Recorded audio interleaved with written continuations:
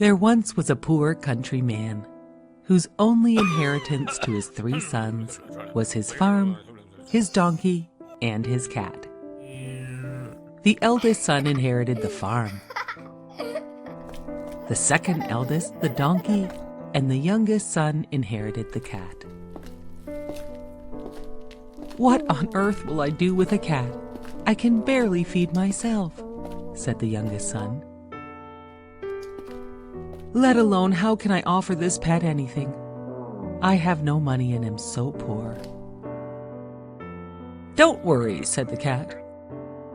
"If you can get me a sack and a pair of boots, you will see I am the most valuable thing your father ever owned."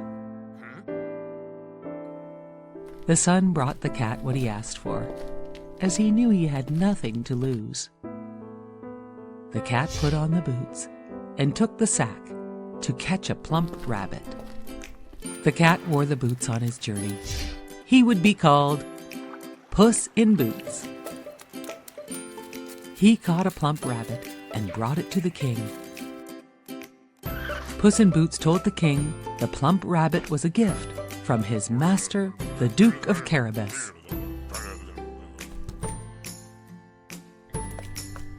For several weeks, Puss in Boots brought the king many gifts from his master.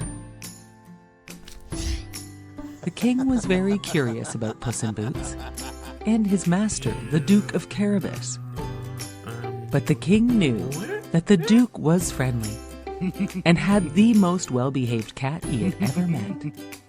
The king did not know that Puss in Boots had made up the name Duke of Carabas for his poor master. One day, the king and his daughter were riding in their carriage by the river.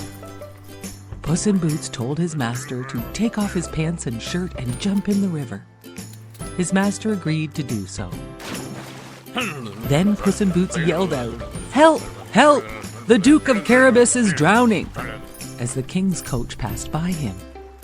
The king ordered his driver to stop, and he told his guards to rush over and save the Duke of Carabas. The king saw Puss in Boots yelling and knew he must help him, as he had been so generous to the king. Puss told the king the Duke's clothes had been stolen. So the king offered the Duke a fine suit of his own clothes to put on. The Duke of Carabas got in the carriage for a ride. The king's daughter quietly told the Duke he looked very handsome. The Duke looked at her and told her she was very beautiful. Along the way, Puss had asked all the farmers and workers on the road, "If the king drives by, you must tell him the owner of all these lands is the Duke of Carabas, or the ogre who lives in the castle will eat you." All the farmers and workers answered when asked that the Duke of Carabas was their landowner when the king asked them. Puss in Boots ran ahead to the ogre's castle and asked the ogre about the trick he could do by changing into a small mouse from a big ogre. Puss in Boots told the ogre no one believed he could do a trick like that. The ogre said, "Watch me," as he turned into a small little mouse. Puss in Boots grabbed the mouse and ate it up, and that was the end of the big bad ogre. Just then, the king's carriage arrived at the castle gate.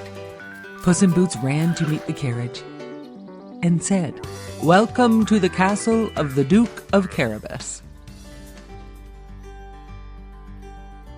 His master could not believe what was happening. On the long ride in the carriage, he had fallen in love with the king's daughter. And Puss in Boots had planned everything to work out perfectly. The Duke asked the king if he could marry his daughter. And the king said, "Yes, of course."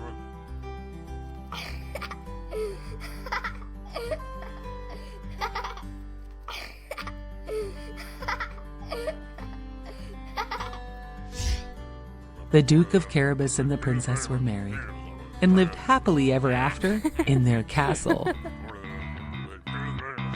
Puss in Boots was named a great lord and never had to hunt for mice ever again.